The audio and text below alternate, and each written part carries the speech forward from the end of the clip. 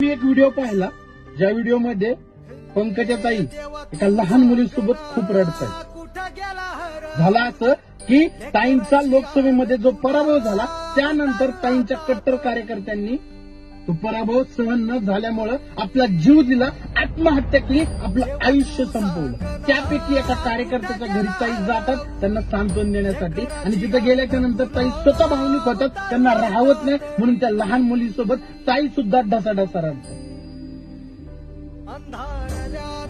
यार हे कितपत योग्य? आपल्या नेत्याचा पराभव झाला म्हणून आपला जीव देणं मान्य, तुम्ही त्या नेत्यावर खूप प्रेम करत असतात, मान्य तुम्ही ताईंवर खूप सारं प्रेम करत असतात, पण त्याचा अर्थ असा नाही की आपला जीव दिल्यामुळं सर्व काही ठीक होईल। ताईंचा पराभव त्यांच्याही जीवारी लागलाय, उलट त्यांना आधार देण्यापेक्षा तुम्ही त्यांचं खच्चीकरण करताय। मित्रांनो यार, आपल्या कुटुंबाचा पण विचार करा ना यार, तुमच्या पाठीमागं तुमचं कुटुंब आहे, तुमचा जीव गेल्याच्या नंतर तुमच्या कुटुंबाचा आधार गेलाय। मान्य ताई आणि संपूर्ण समाज त्यांना एकटं पडू देणार नाही, शेवटी यार घरचा आधार हा आधारच असतो।